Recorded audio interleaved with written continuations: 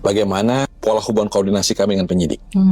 Jadi kalau istilah Prof. Edi itu, kami dengan penyidik ini ibarat dua sisi mata uang yang walaupun berbeda tapi satu kesatuan. Kalau saya menyebutnya konsep suami istri, Prof. Kenapa? Kalau kita tidur ya tidur bareng, kemudian kalau melek bareng juga gitu.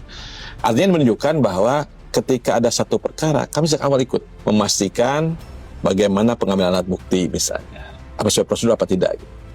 Bagaimana kemudian nanti membangun perkara itu, pasal-pasal kemudian didakwakan.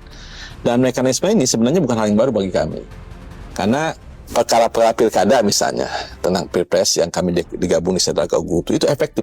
Kenapa? Sejak awal kita bareng-bareng nih merumus pasalnya seperti apa, anatomi perkara seperti apa, nanti siapa yang terlibat di satu kesatuan. Sehingga ketika kami menerima berkas dari penyidik ya, karena kami sudah biasa di awal sudah pasti mafhum langsung P21 gitu loh. Nah selama ini yang di dalam KUHP lama kelemahannya seolah ada jeda gitu, ada jeda dalam artian yang tersekat-sekat. Misalnya begini.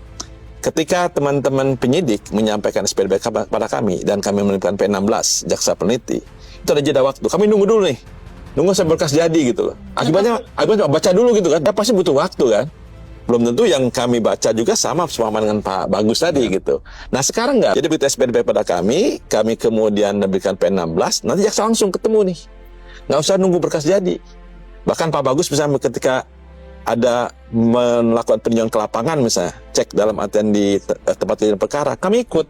Jadi kami sudah membayangkan nih kalau dakwaan itu bentuknya seperti apa nih kurang lebih ini gitu. Kami sudah memulai itu. Dan satu hal yang bisa pastikan dalam konteks KUHP yang baru ini ya, tidak akan terjadi perkara yang bolak-balik. Ketika misalnya dalam artian walaupun kami sudah bersama-sama dengan Pak Bagus bareng-bareng, tiba-tiba di tengah jalan kami berbeda pendapat. Bagus menyatakan ada unsur pidana, kami tidak. Ya. Maka itu kemudian kami koordinasikan. Koordinasi nggak selesai. Ada suatu forum disebut dengan forum gelar perkara bersama. Kemudian atasannya Pak Bagus, atasan penyidik, atasan pengawas daripada penyidik. Kami juga sama, atasan daripada jaksa, atasan pengawas, kami jamwas, ada hadir. Bahkan penasihat hukum bisa hadir. Korban bisa hadir. Pelaku juga bisa hadir. Bahkan ahli. Bagaimana kalau kemudian disput lagi? Walaupun sudah gelar perkara segala macam, seterusnya ternyata kami dengan Pak Bagus beda pendapat lagi. Perkara sekarang pada kami. Jadi nggak ada lagi yang dulu kejadian perkara bolak-balik, bisa berulang tahun dan seterusnya, nggak ada. Karena pasti ada akhirnya. Penyidik yang memulai, kami yang mengakhiri.